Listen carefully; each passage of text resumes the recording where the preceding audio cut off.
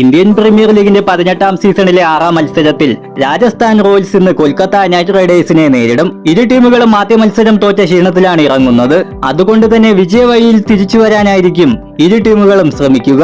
നിലവിലെ ചാമ്പ്യന്മാരായ കൊൽക്കത്ത റോയൽ ചാലഞ്ചേഴ്സിനോടായിരുന്നു ആദ്യ മത്സരം തോറ്റത്. KKRന്റെ ബാറ്റിംഗ് നിരയും ബൌളിംഗ് നിരയും പ്രതീക്ഷിച്ച നിലവാരമല്ല ആദ്യ മത്സരത്തിൽ കാഴ്ചവെച്ചത്. എന്നാൽ നായകൻ അജിങ്ക്യ രഹാനെ ഭേദപ്പെട്ട ഫോമിൽ കളിക്കുന്നത് KKRന് ആത്മവിശ്വാസം നൽകുന്ന കാര്യമാണ്. എന്നാൽ മധ്യനിര ഫോമിലേക്ക് ഉയരേണ്ടതുണ്ട്. മാത്രമല്ല പേസ് നിരയ്ക്കും വലിയ ഇമ്പാക്ട് ഉണ്ടാക്കാൻ ആദ്യ മത്സരത്തിൽ സാധിച്ചിട്ടില്ല. അതുകൊണ്ട് തന്നെ രാജസ്ഥാനെതിരെ കാര്യങ്ങൾ ഒട്ടും എളുപ്പമാവില്ല. അതേസമയം സൺറൈസേഴ്സ് ഹൈദരാബാദിനോട് പൊരുതി തോറ്റാണ് രാജസ്ഥാൻ റോയൽസ് വരുന്നത്. തോറ്റെങ്കിലും ഗംഭീര ബാറ്റിംഗ് പ്രകടനമാണ് രാജസ്ഥാൻ നടത്തിയത്. സഞ്ജു സാംസണും ജുറേലും മികച്ച പ്രകടനമാണ് കാഴ്ചവെച്ചത്. അതാണ് അവർക്ക് ആത്മവിശ്വാസം നൽകുന്നത്. എന്നാലും ടോപ്പ് ഓർഡർ ഫോമിലേക്ക് ഉയരേണ്ടതുണ്ട്. മാത്രമല്ല ബൌളർമാർ പ്രതീക്ഷിച്ച നിലവാരമല്ല കാട്ടിയത്.